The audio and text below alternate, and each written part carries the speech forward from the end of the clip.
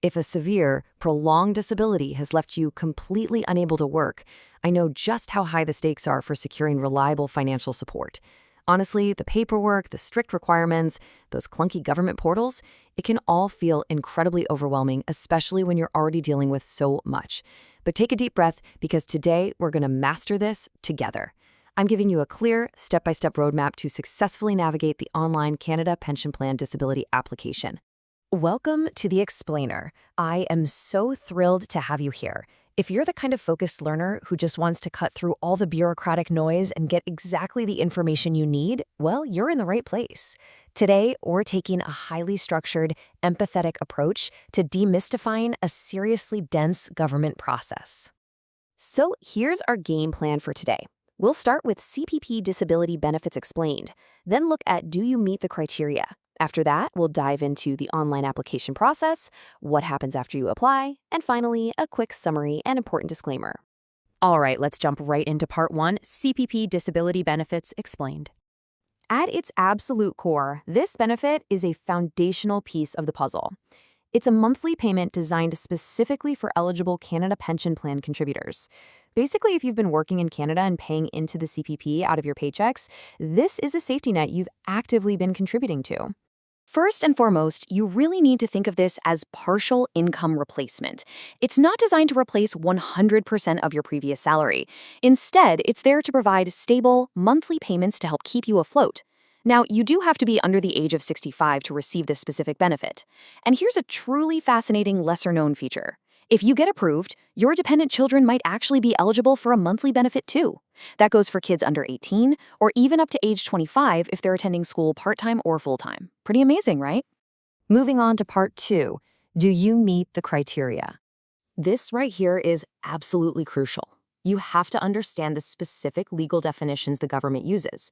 They are looking for a disability that is both severe and prolonged. Let's isolate those two terms for a second. Severe doesn't just mean a really bad injury. Under CPP legislation, it explicitly means your mental or physical disability causes you to be unable to regularly pursue any substantially gainful occupation, meaning you literally cannot regularly do any type of paying work. Then we have prolonged. This means the disability is long, continued, of an indefinite duration, or is likely to result in death. Grasping this specific terminology right out of the gate is going to clear up so many misconceptions about who actually qualifies. Managing expectations is incredibly important here, so let's look at what CPP disability actually covers versus what it explicitly does not cover. For starters, it is absolutely not intended for short-term disability. If you expect to recover and get back to work in a few months, this just isn't the right program for you.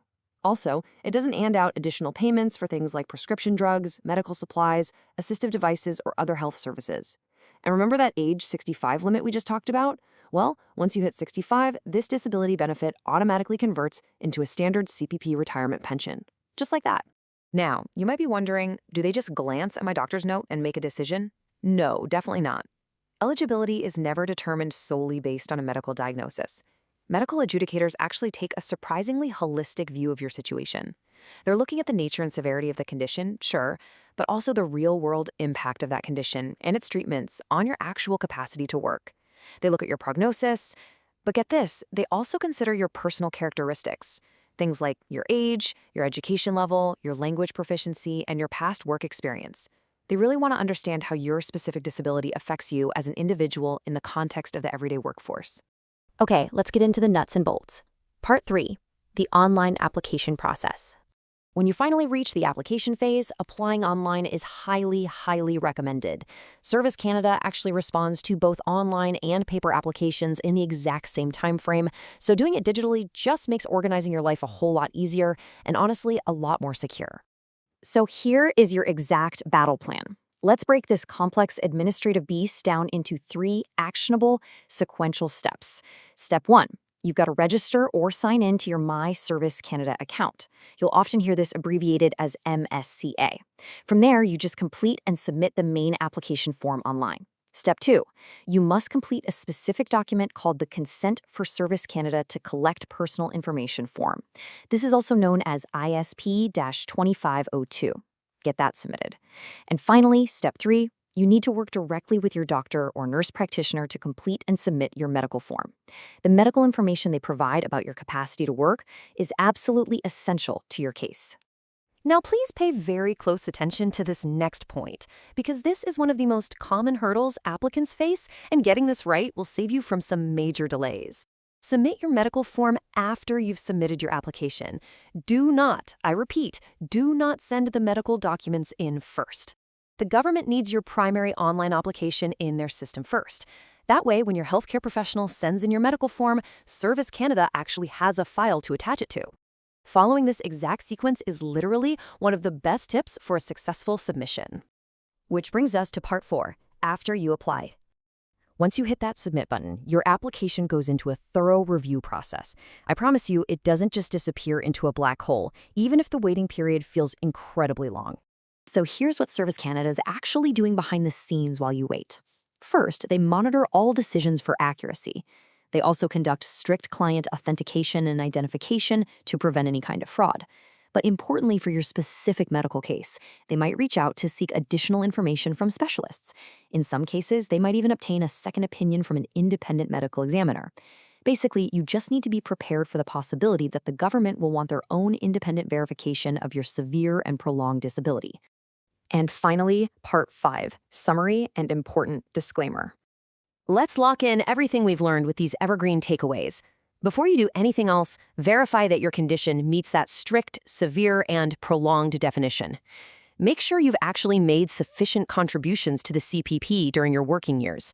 When you are ready to go, use the My Service Canada account portal to apply online. Don't forget to submit that ISP 2502 consent form. And finally, our golden rule for today: always submit your medical forms after your main application is already in the system. Getting these specific items right is your ticket to a smooth process. Before we wrap up, I do need to note that the information provided in this explainer is for informational purposes only. Because everyone's medical and financial situation is completely unique, you should always consult official Government of Canada sources or legal and financial professionals for specific advice tailored to your exact situation. I'll leave you with this final thought to consider. Applying for disability benefits is a true testament to your resilience, not just a paperwork exercise. So are your medical records currently telling the full, detailed story of how your condition impacts your daily ability to work? If not, well, that's your very next step. Thank you so much for joining me in this explainer, and best of luck with your application.